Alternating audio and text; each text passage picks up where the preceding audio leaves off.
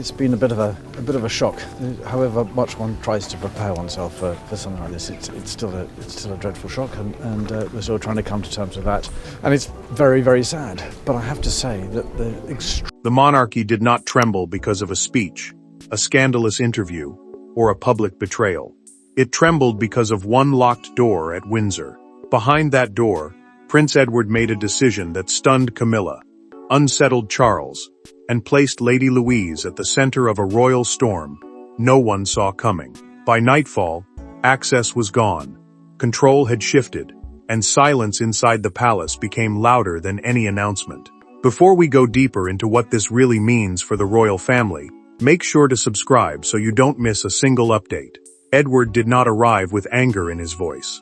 He arrived with a signed order, a sealed folder, and cold calm of a man past the point of return. Windsor access privileges, meaning private permissions that allow a royal family member to enter restricted household spaces, were revoked from Camilla that afternoon. The disputed household permissions, ceremonial rooms, meaning spaces used for private family duties, and private family archive access, meaning entry to protected records, were transferred to Louise, under Edward's authority. It was not public. It was worse. It was a private removal, quiet enough to be denied outside, but devastating enough for everyone to understand. Camilla received the news in a sitting room, and for one moment, she did not speak. Her hand closed around the arm of the chair, not in weakness, but in shock. Edward placed the order on the table, and refused to soften the wording. He knew Charles would feel the blow. He knew Camilla would hear the accusation beneath the language. This was not just about rooms, doors, and keys. This was about trust, and trust inside Windsor had suddenly become something she could no longer assume. A senior aide revealed the scale of the decision through a documented internal account for the household office. The access removal was not symbolic. Camilla's name had already been removed from Windsor clearance lists, meaning the internal records staff used to decide who may enter restricted areas. She learned the truth after the machinery had moved. That was the humiliation. The door had closed before she was allowed to argue. Louise did not receive a prize. She received a burden Edward believed had to be kept away from palace politics. Charles sat with the knowledge that his wife had been stripped of access, and the question grew darker there. What had Edward seen that made him decide Camilla could no longer be trusted? But before the palace could understand the decision, it had to face the people caught inside it, each one carrying a different wound, a different fear, and a different reason to stay silent. Every royal crisis begins with names on paper, but it survives through people who cannot escape the consequences. Edward was not just a brother making an administrative move. Camilla was not just a queen consort losing access. Lady Louise was not just a young royal receiving responsibility. And Charles was not just a king watching from a distance. Each of them stood at the edge of a private fracture that had finally become impossible to hide. Edward had spent years being underestimated, and that made his decision more dangerous. People inside the family knew him as the quiet royal, the man who did not chase conflict, did not crowd the center of power, and did not turn private tension into public theater. That was why his move against Camilla landed with such force. A queen consort, meaning the wife of the reigning king, who carries royal status but does not rule, was not supposed to be checked so bluntly by a brother of the king. Yet Edward had done it, and he had done it without trembling. Louise stood on the other side of that decision, shocked by the weight suddenly placed in her hands. She had grown close enough to royal duty to understand its rules, but far enough from palace rivalry to seem untouched by its poison. That was why Edward trusted her, not because she wanted power, because she did not. When he met Lady Louise in a small private room with no aides present, he placed the folder before her and said, "This is not a gift, it is a responsibility." She did not smile. She looked down at the papers, then back at him, and understood that Camilla would never see her the same way again. Camilla felt the wound before the public even knew there had been a cut. Windsor access was not only about doors, it was proximity. It was influence. It was proof that she belonged near the private heart of the family. Losing it meant Edward had questioned something deeper than permission. He had questioned her place. The queen consort could still stand beside Charles in public, but behind the walls of Windsor, a different message had already been written. Charles read the notice alone, and the silence around him became unbearable. He lowered the paper slowly, torn between the woman he had defended for years and the brother who rarely acted without cause. The king wanted to see a misunderstanding. Edward's reasoning, shared in a documented private household account, gave him something harder. Windsor had become vulnerable to personal ambition, disguised as family entitlement. Charles did not answer at once. His silence became the first sign that this wound was older than one signed order. And the reason for that burden did not begin with the signed order. It began weeks earlier, in a moment at Windsor that Edward never forgot. The palace would later call it a misunderstanding. Edward would call it the moment everything changed. It happened during a private Windsor memorial reception. When the rooms were quiet, the family was tired, and one conversation near the old family archive turned cold. Camilla asked for something she was never meant to touch. Lady Louise heard the words. Edward saw the reaction, and from that moment, the old trust began to die. Camilla stood near the closed archive door, with the confidence of someone who believed the walls should open for her. Windsor had always carried more than royal comfort. It carried family memory, private duty, and the quiet proof of who truly belonged inside the deepest parts of the monarchy. A family archive means protected records, letters, and objects kept away from ordinary access because they hold private history. Ceremonial spaces mean rooms used for private royal duties, family rituals, and symbolic acts that carry emotional weight beyond the public eye. That was why the request mattered. Camilla was not asking for a simple entrance. She was reaching toward memory itself. Edward heard the tone before he heard the full words. A senior household officer, meaning a trusted staff member responsible for managing private royal permissions, stood stiffly as Camilla pressed for expanded access to restricted rooms under Edward's oversight. The moment came during a memorial reception, a private gathering held to honor Windsor tradition and family loss, which made the timing feel sharper, colder, almost careless. Edward did not interrupt at first. He watched. He listened. Then he saw Louise turn away. Louise felt the shame before anyone named it. She was not embarrassed for herself. She was embarrassed that family memory had suddenly become part of a quiet power struggle. Camilla asked why certain permissions still passed through Edward, and the question landed like a challenge dressed as curiosity. Louise lowered her eyes, but Edward caught the change in her face. He stepped closer, controlled but unmistakably firm, and ended the exchange with one sentence. Some doors remain closed for a reason. Camilla did not answer quickly. The queen consort looked at Edward as if she had just discovered a wall where she expected a passage. He did not explain further, because explanation would have softened the warning. She moved away, but the damage remained behind her. Louise remembered the sentence. Edward remembered her discomfort, and Windsor remembered the coldness of that request. A staff member later revealed, through a documented household account, that Camilla, Sophis, had asked for names, keys, and access patterns connected to rooms not normally under her control. Edward did not confront her immediately. He waited. He watched. He quietly confirmed whether the request was isolated or part of something larger. And when proof came that the pressure had continued after the reception, he prepared for the confrontation no one inside the family wanted.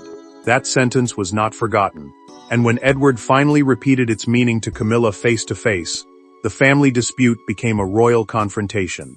There are palace arguments that echo through corridors, and there are others so controlled they become even more frightening. Edward did not raise his voice when Camilla entered the room. That was what unsettled her most. The folder was already on the table. The decision had already been written, and when she realized he had not called her there to discuss access, but to remove it, the air changed completely. Camilla paused before she sat down, reading the room before Edward spoke. One aide waited outside the door, close enough to be summoned, far enough to pretend this was still private. A Windsor meeting, meaning a closed family discussion held inside the royal residence rather than through public offices, carried its own kind of power. No cameras, no statement, no softening crowd. Edward had chosen that setting because the matter was not for performance.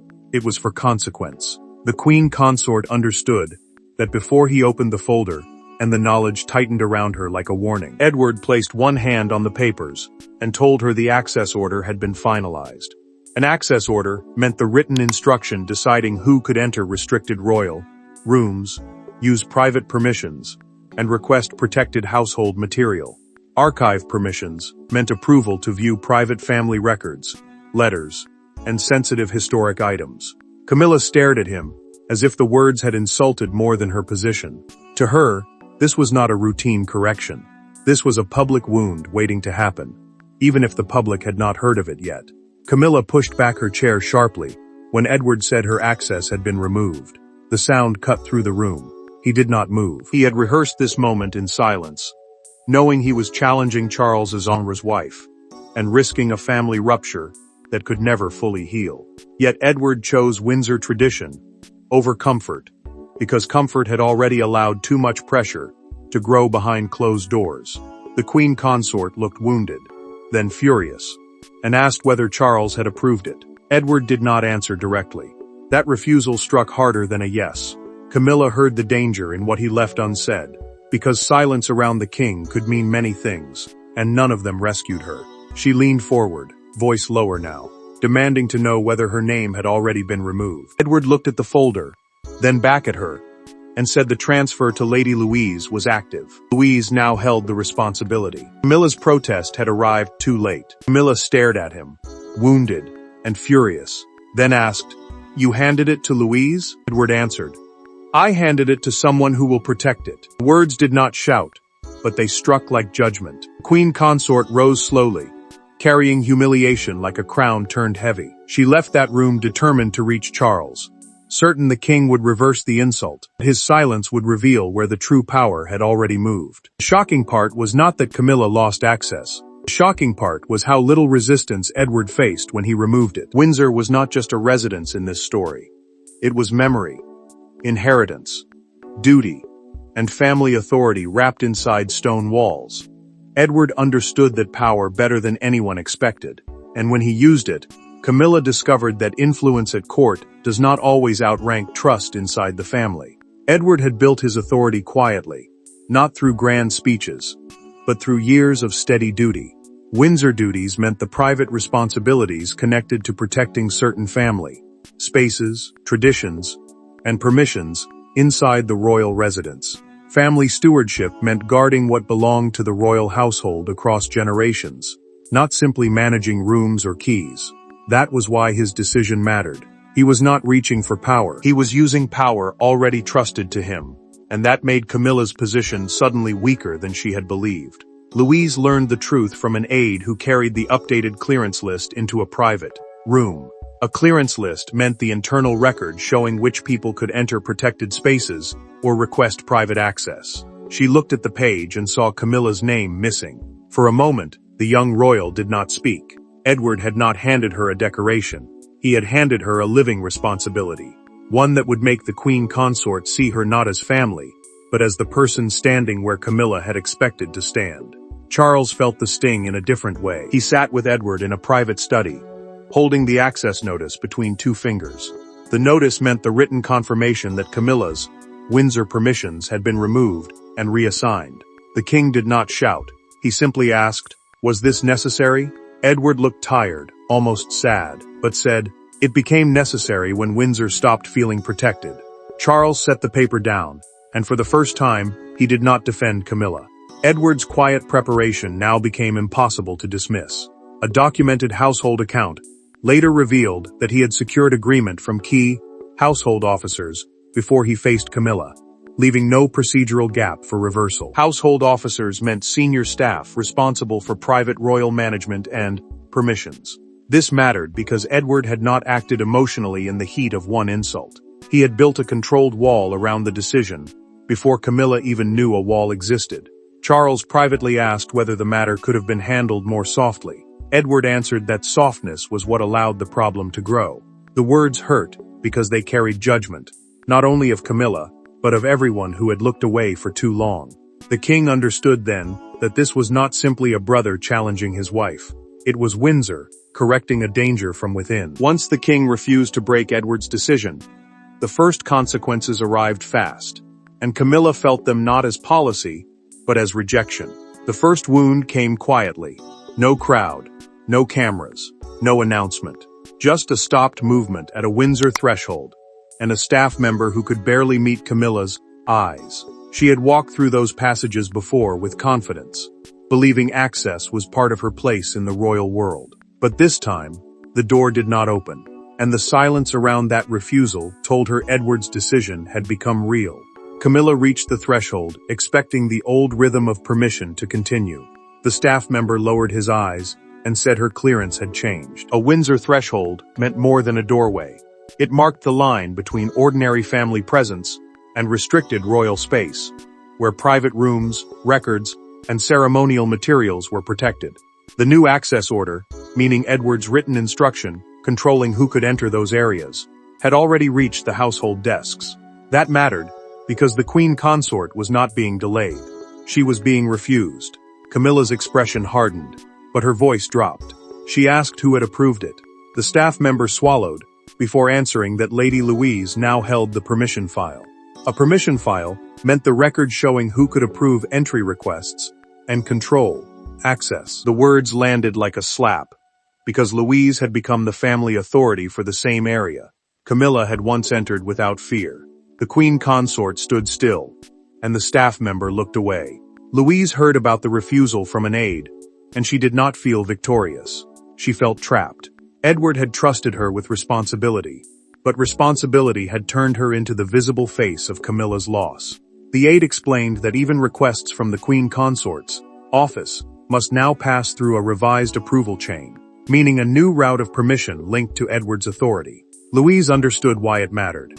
Windsor was no longer leaving gaps for pressure or influence. A courtier later confirmed, through a private written household note, that the access list had changed across several departments at once. That proved Edward had not made a narrow correction. He had built a complete barrier. Camilla learned this before the day was over, and the knowledge cut deeper than the doorway itself. The Queen Consort could still stand beside Charles in public, but inside Windsor, her reach had been reduced line by line. Camilla turned away from the threshold with her face controlled and wounded. She did not go back to Edward. She chose a different path, one that carried more risk. That moment at the door did what no private order could do. It made Camilla's fall visible, and it forced Lady Louise into a private meeting she had been dreading. Lady Louise did not enter the room like someone who had won. She entered like someone who understood that inheritance can feel like a burden when it arrives through another person's loss. Camilla expected apology, hesitation, perhaps even fear. But Louise carried herself with a calm that surprised them both. In that private meeting, without aides, titles, or palace machinery, the youngest figure in the conflict became the strongest voice in the room. Camilla watched Louise take her seat, and the silence between them felt sharper than any accusation. This was not a formal audience. A formal audience means an official meeting arranged under royal rules, with staff nearby, and every word protected by procedure. This was different. Edward was absent. No aide stood behind Louise. No family intermediary sat beside Camilla. That mattered, because both women had to speak without shelter. The Queen Consort could not appeal to rank, and Louise could not hide behind Edward's decision. Camilla arrived wounded, but she carried that wound like a challenge. She believed Louise had accepted a role that diminished her, a role that made a younger royal look trusted, while the king's wife looked controlled. Louise felt the pressure in every breath. Yet she refused to surrender what had been placed in her care simply to make Camilla feel restored. Closed. Windsor responsibility, meaning the duty to guard private family spaces, records, and permissions, had become more than a file. It had become a test of whether quiet duty could stand firm against wounded power. Camilla leaned forward and said, "You must know what this looks like." Louise kept her hands folded. She did not rush to defend herself. She did not offer the apology Camilla expected. Instead, she answered, "I know what it protects." The words landed harder than anger, because they did not come from pride. They came from memory. Louise then revealed, through a recorded private family conversation, later preserved in a household note, that she had heard the archive exchange during the memorial reception and understood why Edward acted. Camilla looked at her differently then. The Queen Consort had entered believing Louise was being guided, perhaps even used, by Edward. But the young royal had her own memory. She had her own judgment. She had seen the moment near the archive door and had felt the discomfort before anyone named it. Louise was not repeating Edward's position. She was standing on her own. Camilla looked away first. Louise did not celebrate that small victory. She simply stood, thanked her for coming, and left the room with the responsibility still intact. The meeting changed everything, because Windsor no longer looked like a battle between Edward and Camilla. It had become a choice between pressure and protection. By the time the story reached the outside world, Windsor had already chosen its guardian, and the public was about to decide what that choice meant. When the story broke, it did not look like an ordinary palace adjustment. It looked like a transfer of trust. By morning, Britain was no longer asking whether Camilla had lost a privilege. It was asking why Edward had given that privilege to Lady Louise. The public saw a young woman stepping into quiet authority, a queen consort pushed outside a Windsor door, and a royal family sending a message without saying a word. Camilla felt the humiliation sharpen, as the headlines moved faster than any palace denial. Palace-adjacent coverage meant commentary from reporters, royal sources, and broadcasters close to the institution, but not speaking through an official announcement. That mattered because the story sounded controlled and uncontrolled at the same time. No formal statement had named punishment, yet every detail pointed toward one. Edward's decision was now being read as a symbolic shift away from Camilla's influence and toward his branch of the family, where Louise suddenly appeared as the quieter, safer keeper of Windsor Trust. Louise saw her name on television and froze. She had accepted responsibility in private, but public identity was something different. A queen consort, meaning the wife of the reigning king who holds royal rank without ruling as monarch, had been pushed out of a Windsor permission line, and a young royal had been placed inside it. Louise understood why that mattered. Viewers were not only watching a family dispute, they were watching the monarchy choose what kind of behavior it wanted to protect, and whose judgment it trusted when the doors were closed. A major front page captured the national mood with brutal simplicity. Windsor Castle filled the page under the headline, "Windsor Door Closes on Camilla." Camilla saw the phrase repeated across breakfast broadcasts, and the wound turned public. The queen consort had lost more than access. She had lost the quiet shield that keeps private embarrassment from becoming national. Meaning, Edward did not speak to defend himself, but his silence made the decision look stronger, not weaker. Outside Windsor Castle, a small crowd gathered near the gates as cameras lined the pavement. One woman held a folded newspaper with Louise's name circled in pen. A broadcaster, speaking during a live morning segment, called the move the most pointed internal rebuke of Camilla's position since the reign began. That line traveled quickly, because it gave the public a simple frame. The monarchy had not announced a punishment, but it had shown one.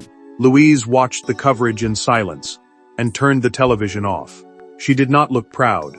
She looked shaken, because duty had become a headline, before she had learned how to carry it in peace. Edward's decision was no longer just about access.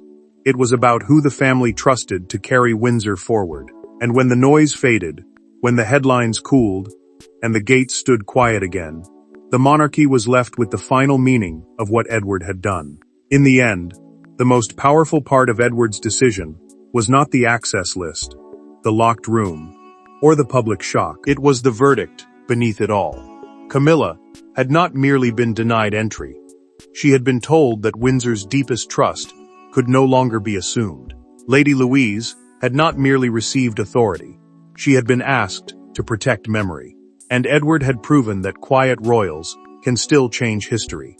Edward kept the order in place, and that permanence changed the meaning of everything. Windsor access, meaning private permission to enter protected royal spaces, did not return to Camilla. The responsibility stayed with Louise, not as a temporary favor, but as a settled judgment. That mattered, because the monarchy had stopped treating the crisis like a family disagreement. It had become a rebalancing of trust, one that said rank could open doors, but only character could keep them open. Camilla carried the pain of that exclusion in silence. The queen consort still had status, still had public place, still had the protection of Charles beside her, but Windsor had drawn a line she could not cross. For her, the wound was not only losing access, it was learning that influence had limits when family memory was at stake. She had been reminded that belonging could not be demanded, and trust could not be claimed through position alone. Louise accepted the burden with humility, and that made her stronger. She no longer looked like someone too young or too quiet for the role. She looked like someone who understood why restraint mattered. Edward walked beside her, through a quiet Windsor corridor, after the storm had passed. And the silence between them felt different now. Not fearful, not uncertain. Heavy, yes, but steady. Edward stopped beside the closed door that had begun everything. Louise waited for him to speak. He simply handed her the key and said, "Keep it safe." She closed her hand around it, not as a prize, but as a promise. In that moment, the decision became more than punishment. It became protection. Charles's final silence became its own answer. The king did not reverse Edward, because he knew something fragile had been guarded. The monarchy absorbed the consequence and survived it. Camilla lost access.